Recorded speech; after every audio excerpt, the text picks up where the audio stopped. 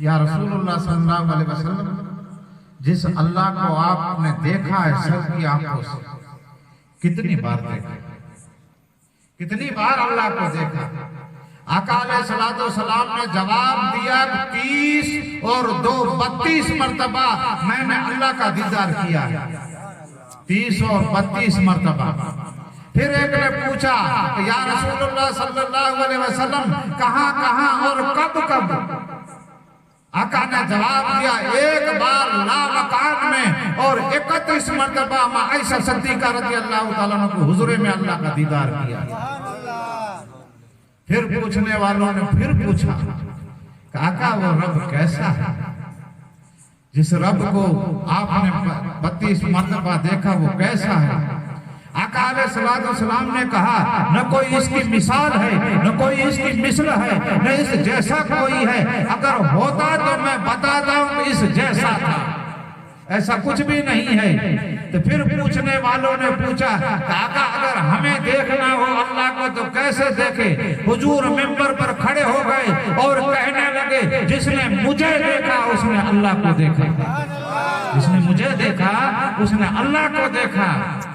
ये ऐलान कर दिया मुझको देखा उसने अल्लाह को। तो हुजूर को तो सबने देखा, दोस्तों ने भी देखा, दुश्मनों ने भी देखा, अपनों ने देखा, परायों ने देखा, सब लोगों ने देखा।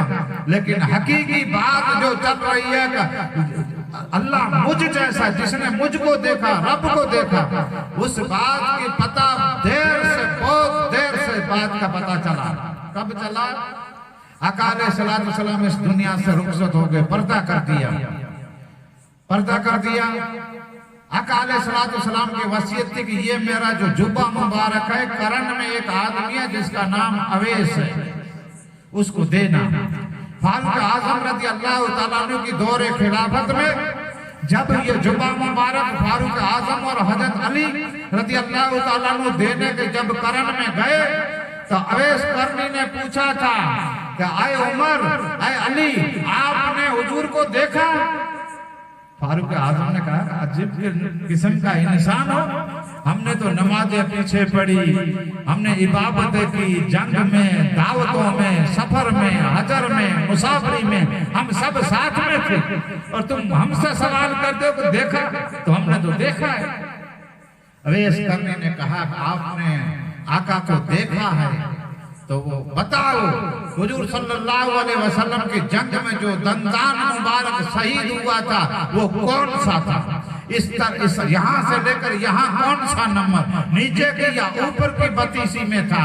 तो फारूक आजम रज़ी अल्लाह ताला अन्हु और हजरत अली लाजवाब हो गए, जवाब नहीं दे सके। तब अवैस करनी ने कहा कि देखो मेरे मुंह में एक भी दांत नहीं है, मुझे पता नहीं चला कि कौन सा दंदान मुबारक शहीद हो गया है, इसलिए मैंने पूरी बतीसी निकाल दी, इसमें कोई तो होगा। और आप कहते हो देखा है? हमने नहीं देखा। अवैस करनी ने कहा कि तुमने नहीं देखा तो किसने देखा?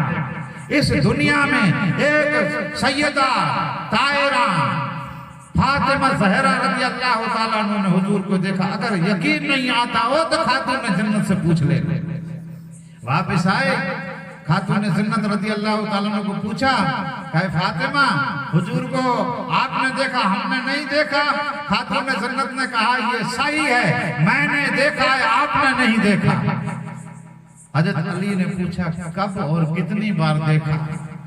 खातून जन्नत ने जवाब दिया एक बार, वुजू करते हुए मैं पूरी जिंदगी में एक बार हुजूर को देखा है। तो उसकी शहजादी थी, हकीकी रूप में आका अलैहिस्सलाम ने कहा जिसने मुझे देखा, रब को देखा, उस रूप में खातून जन्नत ने सिर्फ दुनिया में एक बार देखा था। अबू बकर सिद्दीक भी नहीं, फारूक आजम भी नहीं, उस्मान गनी भी नहीं, अली भी नहीं, कोई सहाबी नहीं।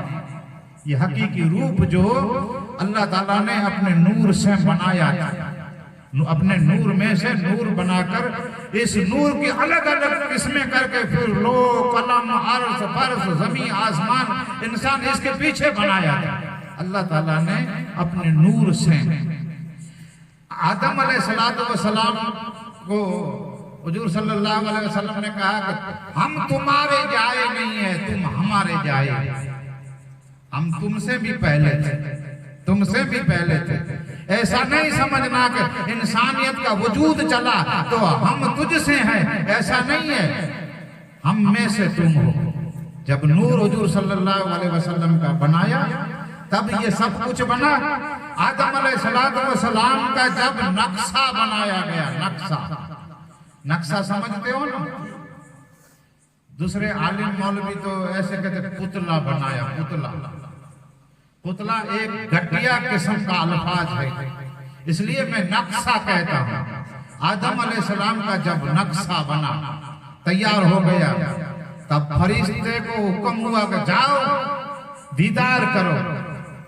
वो फरिश्ते आए, दीदार का तवाफ किया, तवाफ ऐसे गोल गोल घूम के आदम अलैहिस्सलाम को आते गए, चलते गए, चलते गए, आते गए, चलते गए। वो भाई साहब कौन सा, जिसका नाम इब्लीस है, वो कहीं गया था, तो वहां से आ रहा था तो फरिश्तों की लाइनें लगी हुई थी, कुछ इधर जा रहे हैं, कुछ वहां से आ रहे हैं। पूछा कि ये क्या बात है, कहां से आ रहे हो, कहां जा रहे हो? फरिश्तों ने जवाब दिया, हमारे उस्ताद था फरिश्तों का, हमारे उस्ताद अल्लाह ताला ने एक नक्शा बनाया, हम उसके दीदार के लिए जा गए थे। सोचा भाई साहब ने भी ये क्या नक्शा बना होगा, चलो देखते हैं। आज भी दो किस्में हैं। एक लोग देखो दरगाह पे जाएंगे, किधर जाएंगे, इस नियत से जाएंगे हम दीदार के लिए जाते हैं। एक नियत तो ये ना, हम दीदार के लिए जाते हैं। और दूसरे लोग ऐसे जाएंगे, चलो वहां देखेंगे कितने लोग आए हैं, क्या खाना बनता है, खाएंगे, या इसमें से कुछ गलतियां निकालेंगे, खताएं निकालेंगे, कुछ इस नियत से जाते हैं। ऐसे दुनिया में लोग हैं दो किस्म के। तो ये आज की बात नहीं है, वहां से जब इंसानियत वजूद में नहीं आई थी तब से ये बात चली। वो जो मलाइक और फरिश्ते थे वो दीदार के लिए आ रहे थे, और इस भाई साहब ने सोचा कि जाऊं तो सही, देखूं वहां है क्या। आया, गोल गोल घूम कर देखा, इसमें तो कुछ नहीं। सोचा अंदर जाऊं, कुछ अंदर होगा, इसमें तो देखने जैसे, दीदार जैसी तो कोई बात नहीं है। जब अंदर घुसे तो अंदर भी कुछ नहीं पाया। पूरे अंदर जब यहाँ छाती तक गया तो यहाँ एक गोश्त का लोथड़ा देखा, लोथड़ा। इस लोथड़े में कुछ होगा, तो वहां गया तो इसका दरवाजा बंद पाया। खोलने की कोशिश की, अंदर जाओ। अल्लाह ताला ने कहा बस यहाँ तक तेरी हद है, यहाँ से आगे तू नहीं जा सकता। वो कल्ब आबाद है जिसमें तेरी याद है, जो याद से गाफिल है वीरान बर्बाद है। इस कल्ब में मेरे हबीब की याद रहने वाली है, इस कल्ब को मैं पाक रखने वाला हूँ, यहाँ तक तुझे जाने की इजाजत नहीं है। शैतान के पास क्या नहीं था? शैतान के पास क्या इल्म नहीं था, शैतान के पास अमल नहीं था, शैतान के पास अक्ल नहीं था, सब कुछ शैतान के पास था। तो शैतान के पास क्या नहीं था? शैतान के पास एक शय नहीं थी जिसका नाम है मोहब्बत। इबादत, बंदगी, रियाजत के ऊपर एक बात है जिसका नाम है मोहब्बत। मोहब्बत नहीं थी, ये तो सब कुछ दूसरा था। इल्म भी थे, इबादत भी थी, अकल वाला भी था, बेअकल तो नहीं था। ये सब कुछ था, एक शय नहीं थी जिसका नाम था अदब। अगर अदब होगा तो सब कुछ है, अगर अदब नहीं है तो शैतान जैसी बात होगी। पहले इस्लाम में, दीन में, हुक्म में पहला अल्फाज ये आया है कि अदब करो, अदब करो। तो अदब से शुरू होता है। शैतान के पास अदब नहीं थी, इसलिए लानती बन गया, इसलिए लानती बन गया। अब अल्लाह तबारक व तआला ने कहा कि वरफ़अना लका ज़िक्रका, महबूब तुम्हारे लिए मैंने तुम्हारे जिक्र को बुलंद कर दिया, तुम्हारे लिए तुम्हारे जिक्र को हमने बुलंद कर दिया। कितना बुलंद किया? एक माले जितना, 2, 3, 4, 5, कितना? इसकी कोई हद न तो रब की रबूबियत की हद है, न तो आका के जिक्र की हद है। अल्लाह की रबूबियत की भी कोई हद नहीं है, और हुजूर की जो अदा और मोहब्बत है और इनका जो जिक्र है इसकी भी कोई हद नहीं है। अल्लाह ताला ने इतना बुलंद कर दिया। कैसे किया? जिब्रील अमीन अलैहिस्सलाम ने आकर कहा कि आका रब तबारक व तआला कहता है वरफ़अना लका जिक्र, तुम्हारे जिक्र को तुम्हारे लिए रब ने बुलंद किया। हुजूर ने पूछा कितना बुलंद किया? मेरे जिक्र को अल्लाह ताला ने कितना बुलंद किया? जिब्राइल अमीन अलैहिस्सलाम ने कहा वो तो मुझे पता नहीं है, इजाजत हो तो मैं पूछा हूं रब से। कहा पूछो। यहां से गए वापस, मौला तेरे हबीब का ये सवाल है, तूने तेरे हबीब का जिक्र कितना बुलंद कर दिया? अल्लाह तबारक व तआला ने कहा जाओ जवाब दे दो। जिब्रील जवाब लेकर आए। आका अलैहिस्सलाम ने पूछा कि क्या जवाब है? अल्लाह ताला ने कहा क्या कहा? जिब्रील अमीन अलैहिस्सलाम ने कहा या रसूलुल्लाह सल्लल्लाहु अलैहि वसल्लम, हक सुब्हानहु तआला अल्लाह रब्बे जल्ल जलाल अमन और जल्ल शानहु का जवाब ये है, कहा है रब ने कि जहां रब का नाम होगा वहां तेरा नाम होगा, जहां अल्लाह का जिक्र होगा यहाँ महबूब तेरा जिक्र होगा, जहां ला इलाहा इल्लल्लाह होगा वहां मोहम्मद रसूलुल्लाह होगा, जहां पे मेरा नाम होगा वहां तेरा नाम होगा। अल्लाह तबारक व तआला ने आदम अलैहिस्सलाम को जन्नत में रखा तो मना किया कि इस गंदुम ये गेहूं के दाने के पास, इसके झाड़ के पास ही नहीं जाना। खाने की तो दूसरी बात है, जाने की भी मना था। फिर भी आदम अलैहिस्सलाम बीबी हवा के कहने पे गए, वहां से दाना निकाला, खाया। अल्लाह तबारक व तआला ने कहा कि मेरी रहमत से निकल जाओ, मेरी रहमत से अपने कपड़े उतार कर निकल जाओ। आदम अलैहिस्सलाम निकले तो जन्नत में गए, तो जब कपड़े ले लिए गए, नंगे हो गए, तो अपना सतर ऐब ढांकने के लिए आदम अलैहिस्सलाम झाड़ों के पास गए। पेड़ थे जन्नत में, उसके पत्ते लेने के लिए गए तो कुछ ऐसे पेड़ थे जो भाग गए आदम अलैहिस्सलाम को देखकर। कुछ ऐसे पेड़ थे जो बड़े हो गए, बड़े इतने बड़े हो गए कि जहां आदम अलैहिस्सलाम का हाथ न पहुंचे, इतने बड़े हो गए। आदम अलैहिस्सलाम का कद कितना होगा? 5 फुट, 6 फुट, 8 फुट, 10 फुट, कितना? उस वक्त में तो टैब तो थी नहीं जिसे नापा जाए। उस वक्त और उस दौर में ये हाथ से नापा करते थे। ये बड़ी उंगली से लेकर ये कोने तक, 1 हाथ, 2 हाथ, 3, ऐसे आदम अलैहिस्सलाम की जो हाइट थी 80 हाथ थी। 80 हाथ। अब आप फुट में गिनती कर लो, ये 1.5 फुट का गिना जाएगा कम से कम। अब कितनी हाइट होगी? इतनी हाइट होने के बावजूद वो पेड़ इतने बड़े हो जाते कि वहां हाथ नहीं पहुंचता था। ये पौड़ाई कितनी होगी? पौड़ाई, चौड़ाई ये भी 40 हाथ थी, ऐसी पौड़ाई जिसे हम झाटा कहते हैं, 40 हाथ।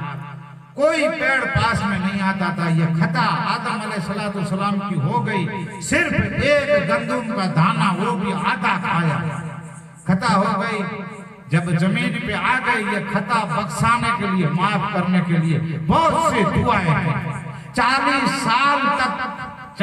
साल तक मक्के मौजूमा में जो एक पहाड़ है, जिस पहाड़ का नाम है जबल रहमत, जबल रहमत पहाड़ पे ऐसे चक्कर लगाते रहे, 40 साल तक दुआ मांगते रहे, अल्लाह ताला ने कबूल नहीं की।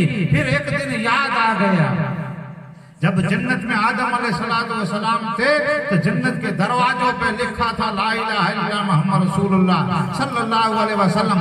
जन्नत की खिड़कियों पे लिखा था, पूरे गिनमोन की पेशानियों पे लिखा था। जब वो नाम याद आया तो आदम अलैहिस्सलाम ने सोचा मौला के नाम के साथ जो नाम है वो बड़ा बरकत वाला होगा। तब तो अल्लाह की बारगाह में दुआ की, मौला मेरी खता को तेरे साथ, तेरे कलमे में जो नाम मोहम्मद सल्लल्लाहु अलैहि वसल्लम है उसके सदके में मेरी तू तौबा कबूल कर ले। अल्लाह ताला ने कहा आदम अब तो तूने इतना बड़ा वसीला लाया है, अब तो मैं तेरी खता को माफ कर दूंगा जहां मेरे हबीब का, मेरे महबूब का नाम आया है। अब दुआ करना, तौबा करना, अल्लाह की बारगाह में हुजूर का वसीला देना, वो आदम अलैहिस्सलाम की सुन्नत है। हम औलाद आदम की है, अगर बाप के कदम पे नहीं, नक्शे कदम पर नहीं चलेंगे तो दूसरा जो नक्शे कदम है तो वो इब्लीस का है। चलना तो इसके कदम पे होगा। वो खानदानी फितरत इंसान में आनी चाहिए, खानदानी जो फितरत है वो आनी चाहिए। एक बादशाह महमूद गजनवी ने ऐसे दरबार लगा के बैठा हुआ था, ऐलान किया कोई ऐसा आदमी है मुझे खिजर अलैहिस्सलाम से मुलाकात करवा दे, ऐसा कोई है आप में से? एक गरीब आदमी उठकर कहने लगा हाँ मैं करवाता हूं, लेकिन एक मेरा शर्त है। क्या है? 12 महीने का मुझे राशन दे दे। 12 महीने की मुझे मुद्दत दे।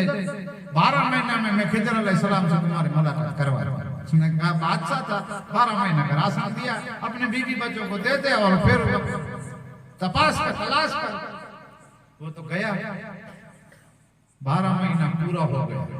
12 महीना एक दिन हुआ तो दरबार में हाजिर हुआ। बादशाह ने कहा क्या हुआ? उसने कहा ढूंढा तो बहुत, लेकिन मिला नहीं। कहाँ? अब भी मुझे 12 महीना का और टाइम दे दो, मुझे 12 महीने का राशन दे दो, फिर मैं जाऊं। बादशाह ने कहा ठीक है जाओ। फिर 12 महीना हो गया, मुलाकात कहीं नहीं हुई। दरबार में आया बादशाह, सलामत मैं गुनहगार हूं, तलाश और तपास तो बहुत की, लेकिन मुलाकात मेरी कहीं नहीं हुई, मुलाकात मेरी नहीं हुई। तो बादशाह ने दरबार लगा हुआ था, इसमें पूछा कि ये 12 महीने से मेरा राशन खाता है झूठ बोलकर, अब इसको सजा क्या दी जाए? आप में से कोई मुझे सलाह मशवरा दो कि सजा क्या होगी इसकी। एक आदमी खड़ा हुआ, कहा कि ये तो बादशाह के साथ अन्याय हुआ, बादशाह को धोखा दिया, इसलिए इसको एक छुरी लेकर इसकी बोटियां बोटी अलग कर देनी चाहिए, टुकड़े टुकड़ा कर। फिर दूसरे से पूछा तुम क्या कहते हो? उसने कहा कि ऐसा टुकड़ा टुकड़ा नहीं करना चाहिए, इसको तो जंगल में छोड़ देना चाहिए और इसके पीछे शिकारी कुत्ते लगा देना चाहिए, जहां के वो कुत्ते जाकर इसको नोच कर खा जाए। तीसरे से पूछा तुम क्या कहते हो? तीसरे ने कहा तुम तो बादशाह हो, इसे माफ कर दो, 12 महीने का राशन तूने दिया है, तेरे खजाने में तो कोई कमी नहीं आई है, माफ कर दो। एक और आदमी खड़ा होकर कहने लगा ये जो कहता है सच है, इसको माफ कर दिया जाए, इसको माफ कर दिया जाए। तो उसने कहा कि इसको सच कैसे, इसने सच कहा, तुम्हें कैसे पता चला? उसने कहा सच इसलिए कि इसमें इसकी खानदानी फितरत है, ये इसका नाम अयाज है और ये आले रसूल है, इसलिए ये खता नहीं करेंगे, ये सच बोलेंगे। सच के लिए तो करबला में सब शहीद हो गए थे, तो ये उनकी औलाद है, ये गलत नहीं है, सच कह रहा है, इसे माफ कर दिया जाए। बादशाह ने कहा अयाज तुम आले रसूल हो? हाँ मैं हूं, इतने दिन से मैं तुमसे गुलामी मेरी करवा रहा हूं, कयामत के दिन आका को क्या मुंह दिखाऊंगा? तख्त से नीचे उतर गया, पैर पकड़ लिया, मुझे माफ करो, माफ करो। फिर उससे पूछा कि तुम्हें कैसे पता चला कि ये सच कहते हैं? तो उन्होंने भी सलाह मशवरा किया था, कहा कि फितरत में है, पहले ने जो सलाह दी कि इसको काट दिया जाए, टुकड़े टुकड़े कर दिया जाए, वो कसाई है, वो बकरे काटने का काम कर रहा है, इसलिए सलाह देता है इसको काट दो।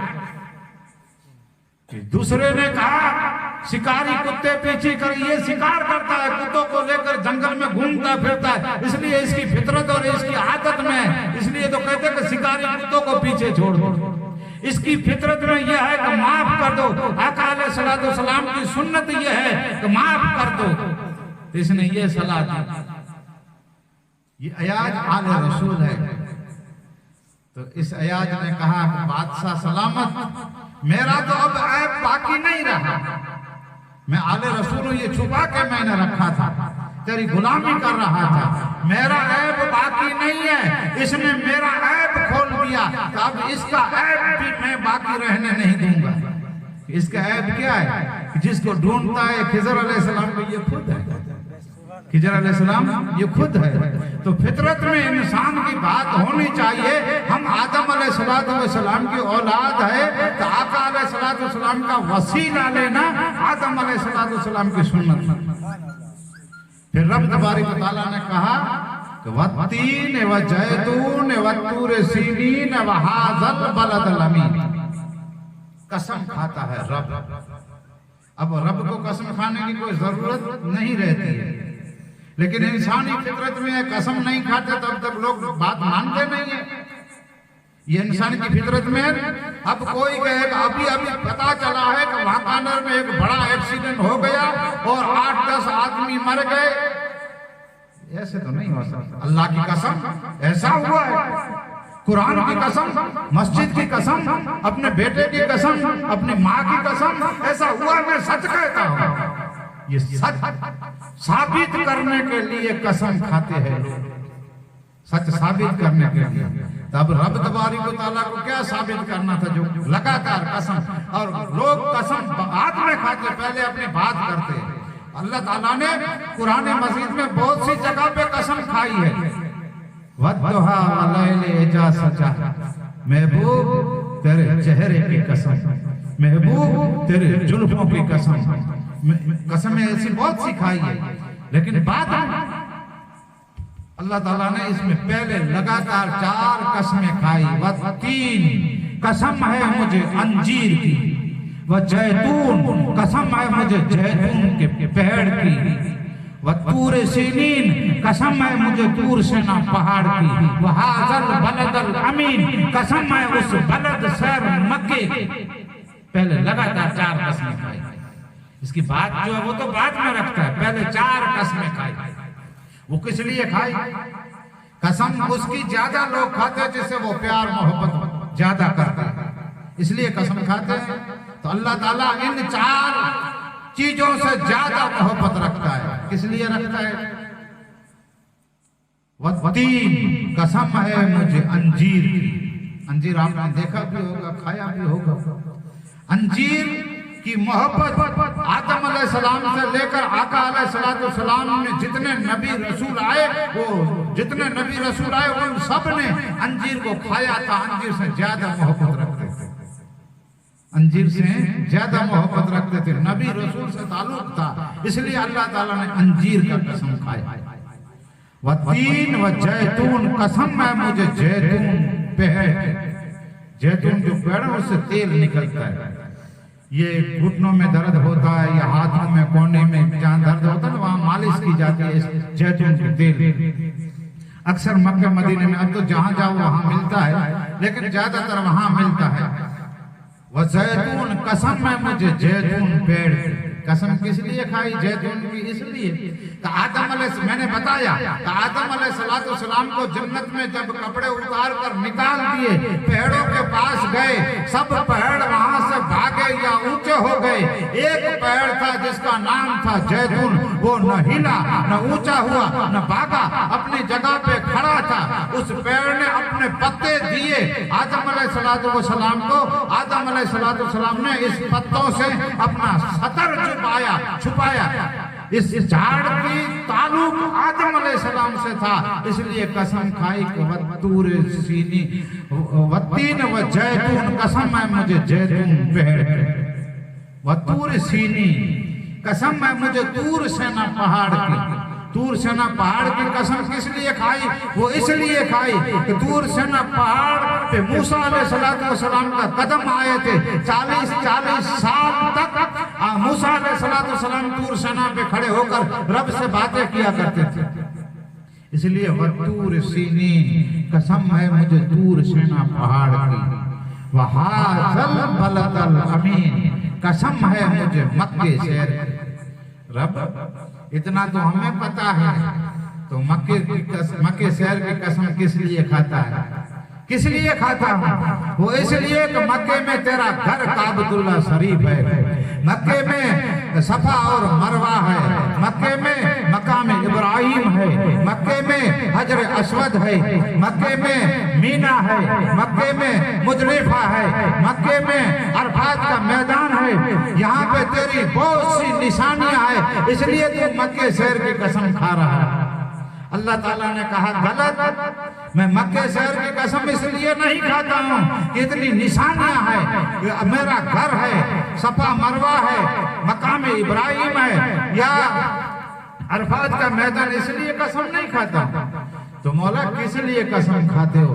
मैं मक्के की कसम इसलिए खाता हूँ, इस शहर में मेरे महबूब की विलादत है, इस मक्के शहर की गलियों का ताल्लुक मेरे हबीब के कदमों से है, इसलिए मैं मक्के शहर की कसम खा रहा हूँ। मेरा घर है इसलिए नहीं, यहाँ हजर अस्वद है इसलिए नहीं, यहाँ जमजम का पानी का कुआं है इसलिए नहीं, कसम में मेरे महबूब का ताल्लुक इस शहर से था, इसलिए मैं कसम खा रहा। पहले लगातार 4 कसमें खाई, वत्तीन व जैतून व तूर सीनीन व हाज़ल बलदल अमीन, लक़द खलक़नल इंसान फी अहसन तक़वीम, हमने इंसान को बेहतर शक्ल सूरत में पैदा किया। कसम पहले खाई, फिर कहा कि इंसान को हमने बेहतर शक्ल सूरत में पैदा किया। खलकल इंसान फी अहसन तक़वीम सुम्मा रददनाहु अस्फला साफिलीन, और ये वो इंसान है, हमने इसको बेहतर शक्ल सूरत में पैदा किया, बहुत सी नेमतें अता की, लेकिन एक ऐसा इंसान गुनहगार बनेगा जिसका मकाम जहन्नम में होगा। खलकनल इंसान फी अहसन तक़वीम सुम्मा रददनाहु अस्फला साफिलीन इल्लल लज़ीना आमनू व आमिनुस सालिहात, मौला तू जिसको बेहतर इंसान कहता है और ये जहन्नम में जाएगा, अल्लाह ताला ने कहा कि व आमिनुस सालिहात, जो अमल अच्छे करेंगे वो जहन्नम में नहीं जाएंगे। अब अमल किसे कहते हैं? आपको मैं पूछूं अमल किसे, तो आप कहेंगे नमाज, कहेंगे रोजा, हज, ज़कात, ये अमल साले में आते ना, ये अमल साले है, आप भी ऐसे कहेंगे। लेकिन वह आमिल सवाले हाथे, अमल साले की मुराद ये अमल 4 तो बेहतर है, लेकिन इसकी मुराद न नमाज से है, न हज से है, न रोजों से है, न ज़कात से है। अमल साले की मुराद आका अलैहिस्सलाम की इताअत और उसकी ताबेदारी का नाम वह आमिल सवाले हाथे, इताअत और ताबेदारी करनी है, और इताअत और ताबेदारी एक बड़ा मर्तबा, बड़ा दर्जा रखती है। अब ईमान हमारा बड़ा है, कहते कि हम तो सुन्नी मुसलमान हैं, आका अलैहिस्सलाम को देखा नहीं है फिर भी ईमान ले आए, हम सुन्नी मुसलमान, ऐसा कहेंगे? हमारा ईमान बड़ा है।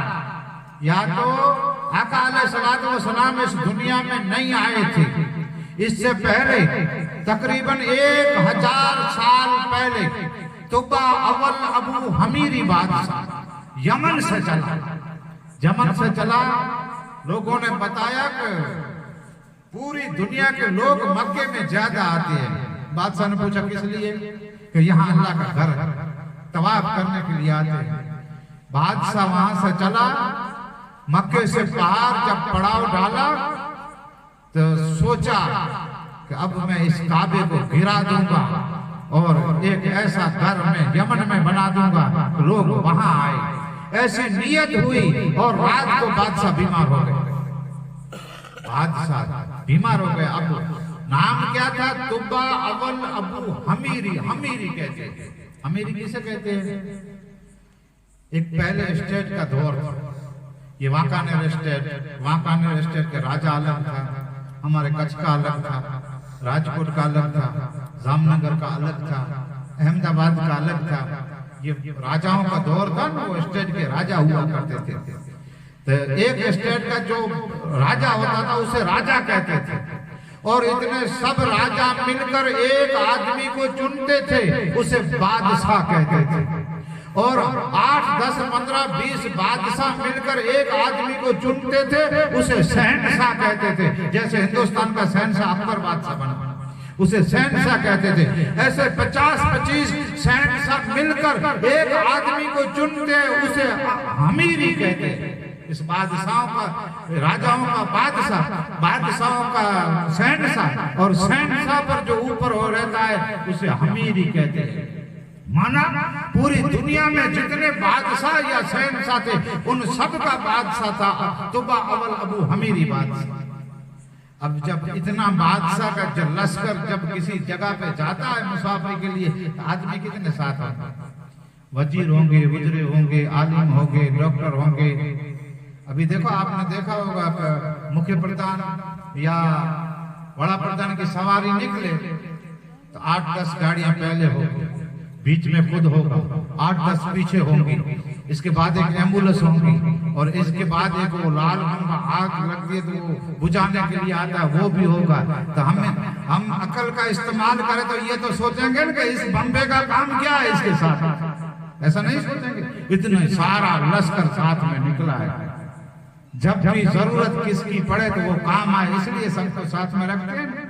तो उस दौर में भी ऐसा था, जब तुबा अवल अबू हमीरी बादशाह का लश्कर निकला तो इसमें डॉक्टर थे, वजीर थे, आलिम थे, उलमा थे, सब कुछ थे। रात को जब बीमार हो गया बादशाह, तब वजीरों को बुलाया, चलो बादशाह बीमार हो गया, पेट में ज्यादा दर्द है। उन्होंने देखा, देखकर कहने लगे कि जिस्मानी बीमारी कोई नहीं है, जिस्मानी बीमारी नहीं है तो क्या है, अब इसको और क्या है वो हमें पता नहीं चलता, जिस्मानी बीमारी नहीं है। बोलो उस मौलवियों को जो साथ में खाना खाते हैं, उनको आज उनका काम पड़ा, ये कहते हैं जिस्मानी बीमारी नहीं है, तो क्या इसे हो गया?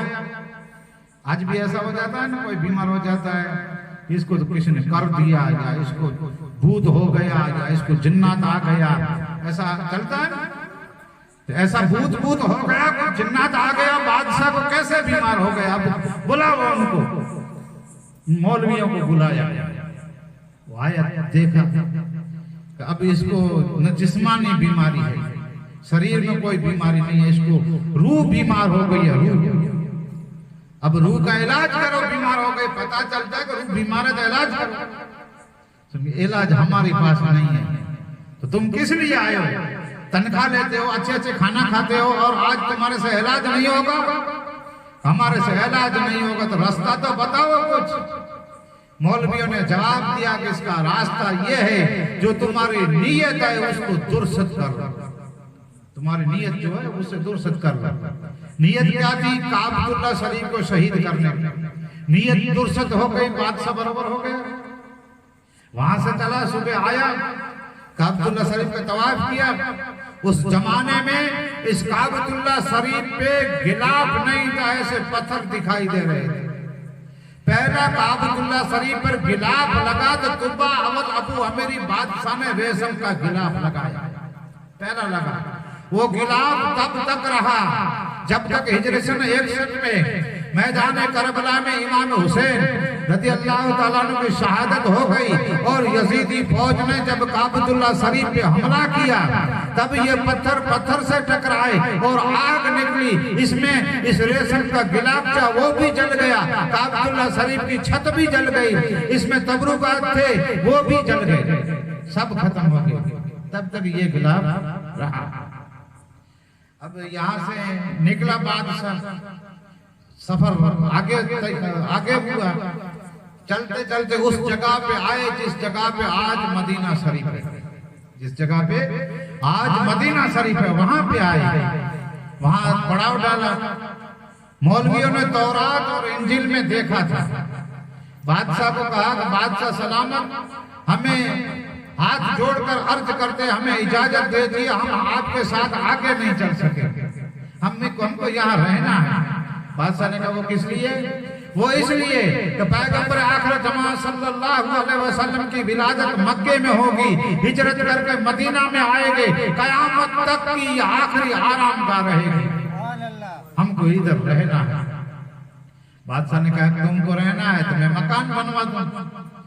बड़े बड़े जो आलिम थे उनको मकान बनवा दूं, एक और ज्यादा बदारे के एक मकान और बनाए, और एक खत लिखा, खत लिखकर जो बड़ा आलिम था उसको दिया, ये खत मैं देता हूँ, अगर मेरी हयाती रही, मेरी जिंदगी रही तो मैं आका अलैहिस्सलातु वस्सलाम से मुलाकात करूंगा और कलमा भी पढ़ूंगा, दीदार भी करूंगा, शायद न हो और मेरी मौत आ जाए और मेरी मुलाकात न हो, तो ये जो खत है वो वहां तक पहुंचा दे।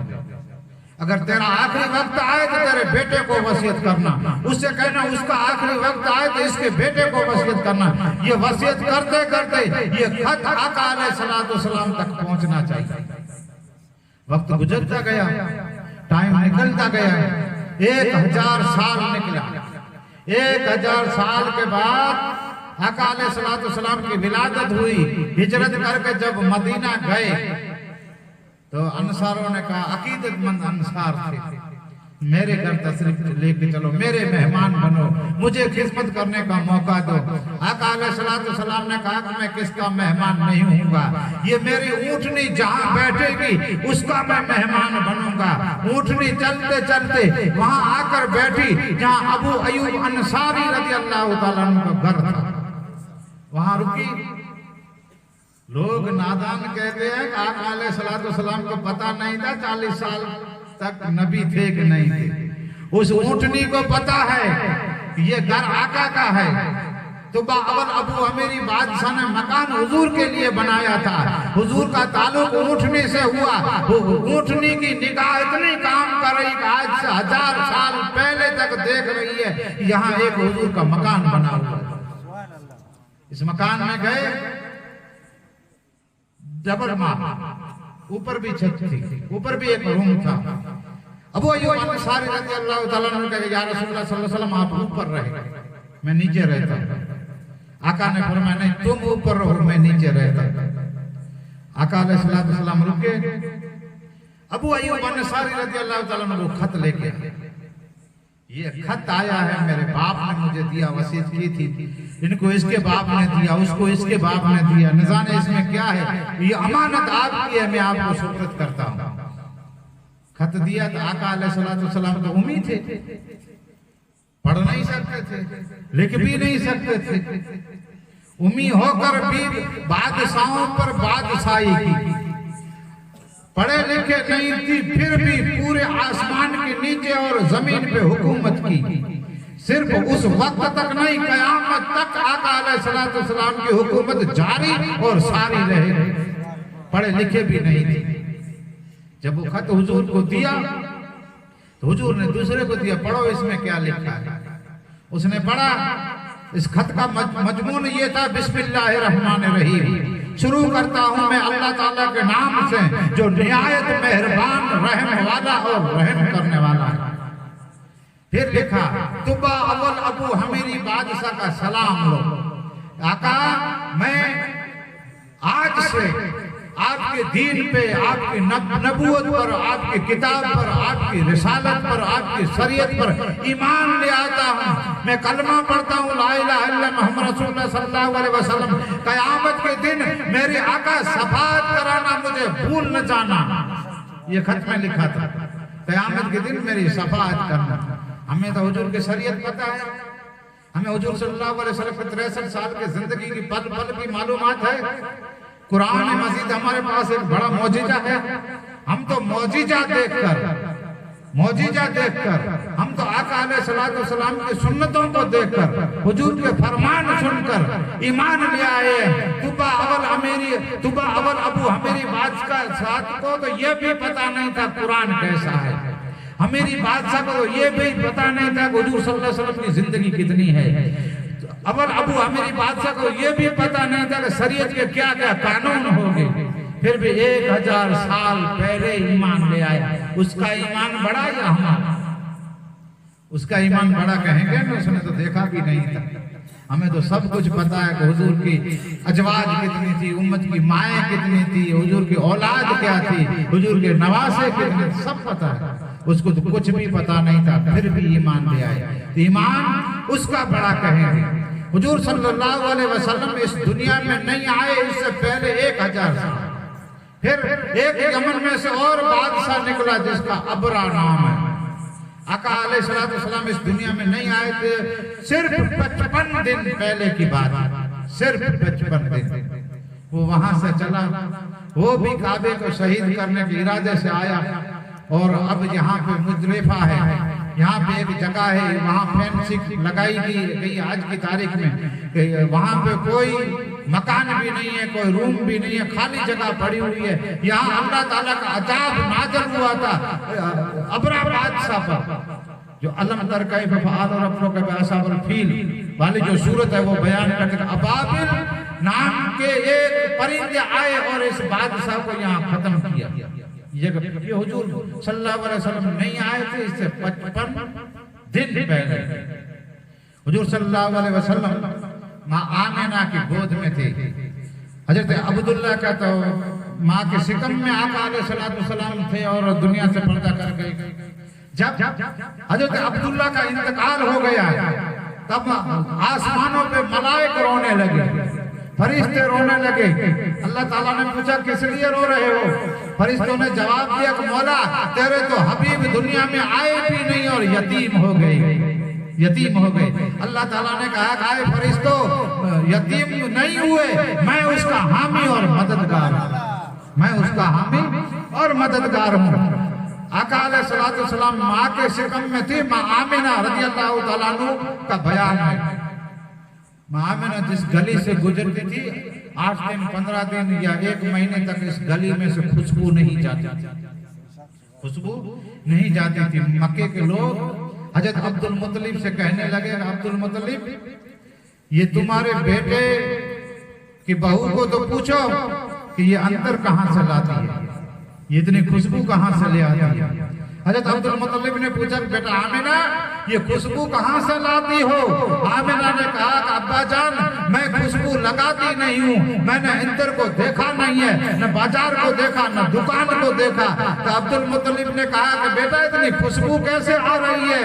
आमिना ने जवाब दिया अब्बा जान जब से ये बेटा मेरे शिकम में आया है तब से ये जहाँ से मैं गुजरती हूँ वहाँ खुशबू हो जाती है। माँ आमिना रज़ियल्लाहु ताला अन्हु कहते कि जब मैं गली में से जाऊं किसी पत्थर पर मेरा पैर आ जाए तो वो मोम हो जाता था। जब मैं पानी भरने के लिए कुएं पे जाती तो पानी ऊपर आ जाता था। हुजूर सल्लल्लाहु अलैहि वसल्लम दुनिया में नहीं आए इससे पहले। फिर लोग कहते हैं आका अलैहिस्सलाम हमारे जैसे थे, माज़अल्लाह हमारा आना और हुजूर का आना उसमें जमीन आसमान जितना फर्क। हम भी दुनिया में आए, आका अलैहिस्सलाम भी आए। आका अलैहिस्सलाम आए तो गुस्ल किया हुआ था, खतना की हुई थी, आंखों में सुरमा लगा हुआ था, खुशबू लगी हुई थी। आका अलैहिस्सलाम जब भी इस दुनिया में आए और आते ही पहले सजदा किया और जुबान पर जो पहला अल्फाज था वो ये था कि या रब्बि हब्ली उम्मती, ऐ मौला मेरी उम्मत को बख्श दे। हम आते हैं तो रोना शुरू हो जाता है। और आका अलैहिस्सलाम आए दुनिया में और पहले हमारे लिए दुआ की, तो आने में फर्क है। फिर उस दौर में ऐसा माहौल था कि बच्चे जब पैदा हुआ करते थे तो उसको गांव में, छोटे छोटे गांव हुआ करते थे, गांव में दूध पिलाने के लिए दाइयों के हवाले कर दिए जाते थे। तो किस लिए? मक्के की आबो हवा अच्छी नहीं रहती थी। किस लिए नहीं रहती थी? वो इसलिए कि मक्के में दुनिया के अलग अलग मुल्कों से लोग हज करने के उम्रा करने के लिए आते थे, इसलिए बीमारियां भी आती थी। अभी भी ऐसा है, देखो जो हज करने के लिए जाए तो वो रस्सी लगाते हैं, पोलियो के टीपे पिलाते। अब ये तो बड़े 80 साल के लोग हज करने के लिए जाते थे, इसको पोलियो के टीपे पिलाने की क्या जरूरत? 2 बूंद 2 कतरे पिलाते हैं। अभी तो ये वैक्सीन लागू हो गई, ये भी 2 डोज फर्जियत हो गए, ये भी लगाओ, क्योंकि उन्हें डर है कि लोग अलग अलग आते हैं तो हमारे मुल्क में कोई बीमारी न ले आए। ऐसा माहौल कर दिया था अल्लाह ताला ने। अभी ये माहौल गुजरा है हमारे पास से, लॉकडाउन जिसे कहते हैं, कोई हाथ मिलाने के लिए तैयार नहीं था, हाथ मिलाने के लिए तैयार नहीं था। हम बैठे हुए थे, सामने से मुरीद आता है, मुरीद आता है, हाथ चूमेगा, कुछ हदिया देगा, ऐसी नियत हम करते, वो आता है तो कुछ देगा।